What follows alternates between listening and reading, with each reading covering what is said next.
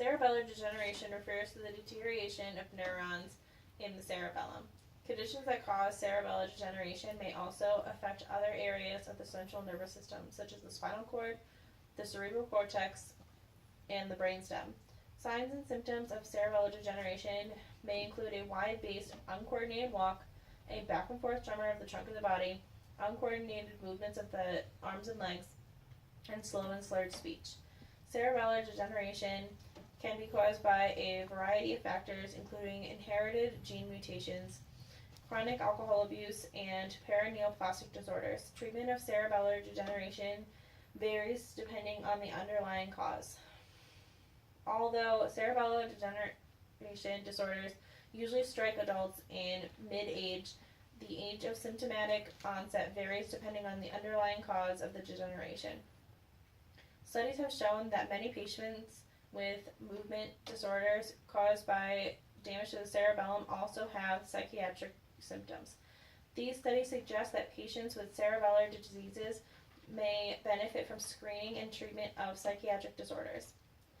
Cerebellar degeneration can be caused by a variety of different conditions. Neurological diseases that can lead to cerebellar degeneration include acute and hemorrhagic stroke, which can result in a lack of blood flow or oxygen to the brain, leading to death of neurons in the cerebellum and other brain structures. Cerebellar cortical atrophy, multisystem atrophy, and oliopontocerebellar degeneration are progressive degenerative diseases that affect various parts of the nervous system, including the cerebellum.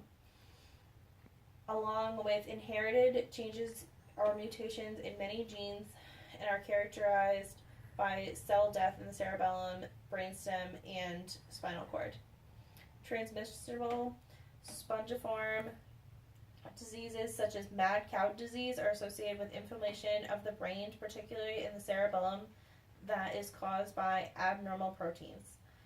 MS, or multiple sclerosis, occurs when the insulating membrane that wraps around and protects the brain or nerve cells becomes damaged, which is part of the cerebellum. Cerebellum degeneration is associated with a variety of inherited and non-inherited conditions. One of the inherited conditions of cerebellar degeneration is spinocerebellar ataxia, or SCA, which refers to a group of conditions characterized by degeneration changes of the cerebellum, brainstem, and spinal cord. Depending on the type, SCA can be inherited in an autosomal dominant, autosomal recessive, or X-linked manner. Other complex conditions such as MS and multisystem atrophy are also associated with cerebellum degeneration. These conditions are likely caused by an interaction of multiple genetic and environmental factors. Although complex conditions are not passed directly from parent to child, reports of familiar forms exist. This suggests that a genetic susceptibility to these conditions can run in families. Many causes of cerebellar degeneration are acquired through strokes, transmissible sponge, and chronic alcohol abuse, and paraneoplastic disorders.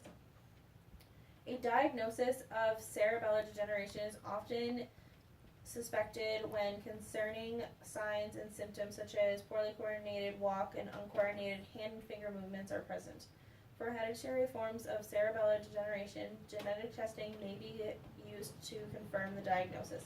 However, this is only an option if the disease-causing gene for the particular condition is known. If cerebellar degeneration caused by an acquired non-genetic condition with unknown genetic cause, imaging such as CT scans or MRI scans may be necessary to establish a diagnosis. A CT scan and X-rays use pictures of cross-sections of the body, where MRI scans use radio and magnetic waves to create pictures of the brain and surrounding nerve tissue. Genetic testing is only available when there is a known genetic cause in the family. Treatment for this is still unknown. There is no cure for the hereditary forms of cerebellar degeneration. There are a mixture of drugs that can help in the abnormalities, Physical therapy can strengthen muscles, while special devices or appliances can assist in walking or other daily activities for a short time.